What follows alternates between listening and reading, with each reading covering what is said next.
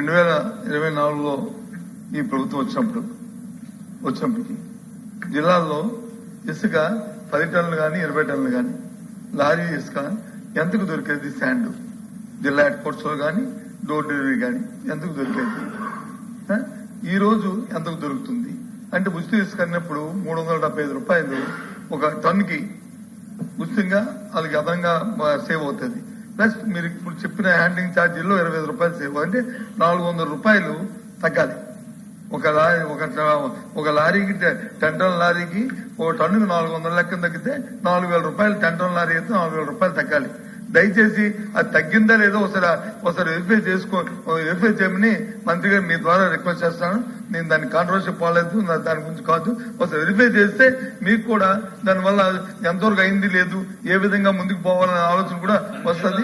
నాకు తెలిసి మా జిల్లాలో మాత్రం మా జిల్లా కానీ విశాఖపట్నంలో కానీ విశాఖపట్నం టౌన్ లో కానీ విశాఖపట్నం జిల్లాలో కానీ విజయనగరంలో కానీ శ్రీకాకుళంలో కానీ ఇంతకుముందు ఇచ్చిన 400 రూపాయలు తగ్గించి ఆ క్వాంటిటీకి ట్రాక్టర్ కానీ లారీ కానీ ట్రాక్టర్ అయితే మూడు యూనిట్లు వస్తుంది అంటే సుమారు 1,200 రూపాయలు తగ్గాల.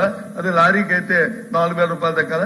ఆ సందర్భం లేదని నాకున్న ఇన్ఫర్మేషన్ ని దయచేసి తమరు పరిశీలించవలసిగా కోరుతున్నాను.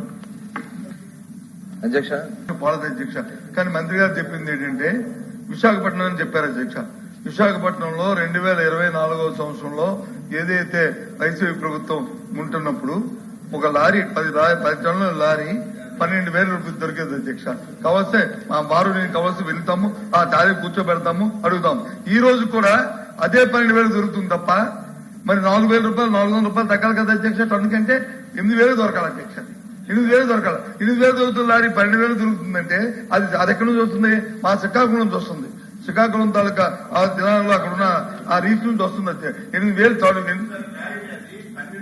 లారీ కాదు అధ్యక్ష, టన్ను 20 టన్నులు ఉంటుంది, 20 టన్నులు ఉంటుంది, 40 టన్నులు ఉంటుంది. నేను దానికి అందుకే నాయుడు గారు దయచేసి మంత్రి గారు ఒక్క నిమిషం నేను కాంట్రవర్సీ అందుకే గత గవర్నమెంట్ లో ఎంత మీద 400 తగ్గి రావాలి. వస్తుందా లేదో ఒకసారి వెరిఫై చేసుకొని రాకపోతే ఎందుకు రాలేదని వెరిఫై చేసి చేయమని చెప్పి నేను చెప్పాను. మంత్రి గారు వచ్చి ఏం చెప్తున్నారు? మంత్రి గారు దానికి అప్పుడు కంటే ఇప్పుడు వచ్చి 30,000, 40,000, 50,000 ఇవన్నీ ఇప్పుడు ఆయన చెప్పలేకపోతే 10 టన్నుల లారీ 1,20,000 ఉండాలి. అంతేకాదు 12,000 × 10 1,20,000 ఉండవు. అంత సాధ్యమా? కాబట్టి లెక్కల్లో కొద్దిగా ఆలోచించుకుని మాట్లాడాలి. కానీ దయచేసి అది కాదు. నేను చెప్తుంది ఏంటంటే మీరు వెరిఫై చేసుకొని కాదు